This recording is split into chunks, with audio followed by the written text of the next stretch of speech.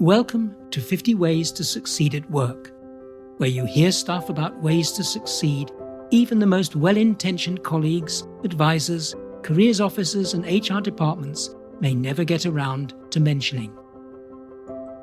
This is episode 14, Team Player. Why being a team player makes perfect sense. Corinne knows something is wrong. The group she works with spends much of its time jockeying for position and influence. Maya, these days being a team player is so important. Or have I got that wrong? Absolutely, Corinne. What makes you think it isn't? It's just not working out that way for us. The facts are becoming hard to ignore. For example, my team spends around 80% of our time in meetings or answering colleagues' requests. That's true for many organisations, not just ours, Corinne.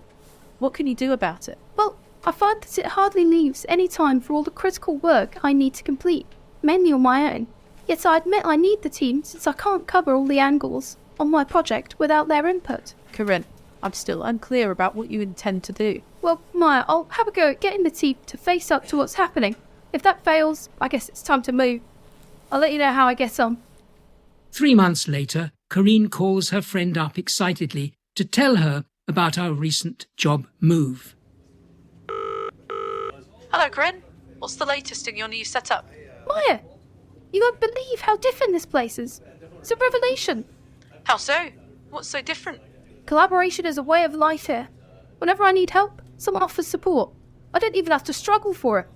People assume that they should help. And best of all, there are so many interesting opportunities to help others. In her refreshing new work scene, Corinne flourishes and soon wins promotion to team leader. It's not long, though, before she faces Terry, a talented member of her group who shows little patience for team working. Honestly, Corinne, I can get things done alone so much quicker. Why can't I skip these regular team meetings and report directly to you on my progress? I appreciate, Terry, that being a team player can sometimes be frustrating. But, much of our work, including yours, can't be done without a group effort. Let's put the issue to the team. Well, everyone, that was a good discussion. Let's sum up where we've got to. We agreed that some things don't need to take up the whole team's time. Yet there are some goals where we can't make progress without using everyone's input. And that's what being a team player is all about. And what you're about. Frankly, it's non-negotiable. Now let's use Corinne's experience for a closer look at your work situation. When it comes to teamwork, people seem to have 3 main questions. I get more done working on my own. Why must I be a team member? What do I need to know about being a team player? And how do I work well with others in a team? Let's start with I get more done working on my own. Why must I be a team member? Research on teams and collaboration suggests that only about 3 to 5% of a team makes a decisive contribution. Despite this, few worthwhile projects these days rely solely on one person's efforts. Working alone means you may need help to take sufficient breaks to finish projects on time. Seeing a project through on your own can indeed be rewarding, yet as a team player you have the opportunity to celebrate your successes with others who understand and share them.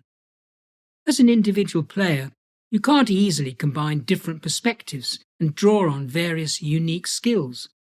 Teamwork works like a collective toolbox. Everyone collaborates on ideas and draws upon their talents. As a solo player, doing your thing, you risk getting stale, seeing only one point of view. When team members communicate openly, they're more likely to cultivate trust amongst each other and feel comfortable sharing new and creative ideas. As an individual, you rely on self-motivation to get things done. Contrast, teamwork can inspire people, including you, to get on with tasks. To sum up the benefits then, research shows that collaborative problem-solving leads to better outcomes. When you have team support, you're more likely to take calculated risks, leading to innovation. And working in a team encourages personal growth, increases job satisfaction, and reduces stress. The second question people often have is, what do I need to know about being a team player? Anyone employing you will probably want assurance that you'll be good at working in a team. They may ask, for example, How do you feel about working on a team? Do you prefer teamwork or working independently? Have you ever had difficulty working with a manager or other team members? And what strengthens you to be working in a team? As a great team player, you too need to ask the right questions of colleagues, such as, what's the objective here? What are the steps we take to do a successful project? What's the deadline? How do you know our project's been a success? What's our budget? What is each team member's sole responsibility? And finally, who's in charge of recruiting and training the team members? The third question people have is, how do I work well with others in a team? This starts with respecting your colleagues' point of view, even if you disagree with them. Understanding their strengths and weaknesses is also important. Some people are just naturally good at working well with others. But what if you're not? Is it something you can learn? Happily, the ability to work well in a team consists of learnable skills, such as listening. Especially active listening can be genuinely transformative when you learn to do it well. To listen effectively, you need to concentrate on everything the other person is saying and resist the urge to get carried away with personal thoughts or ideas. Check out episode 10 on being a lively listener. Giving feedback. Let your teammates know that you're listening. Use eye contact, affirmative nods, and verbal acknowledgements by asking questions and summing up what you've understood. Speaking. Spoken communication is essential in a team, whether you're face-to-face or communicating remotely. Practice articulating your ideas out loud and speaking in a clear, confident voice. Empathy. That's the ability to put yourself in a team colleague's shoes and connect with their feelings at the moment. Flexibility.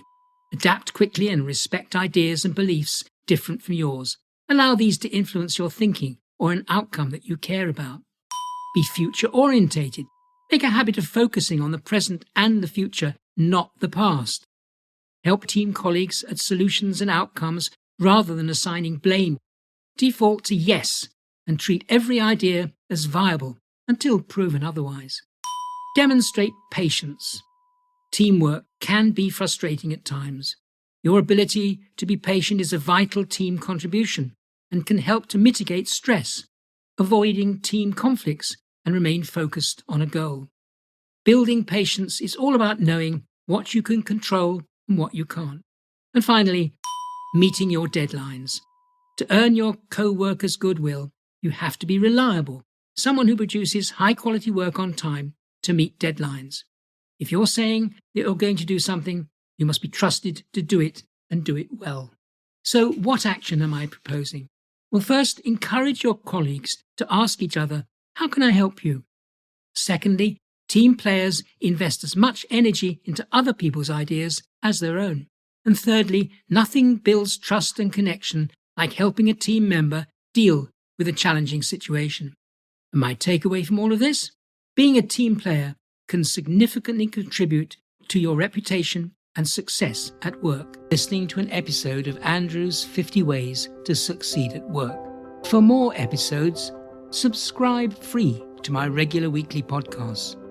You can catch up on past ones at the 50ways.site, where you can also become a foundation member with access to e-learning units, further reading links, and the forum, where you can ask questions, share problems, and join a growing community of people who seriously want to succeed at work. Now there's a new book and an audio version called, you guessed it, 50 Ways to Succeed at Work. Buy it at Amazon or the 50ways.site. Unmissable. Thanks for listening, and bye for now until next week.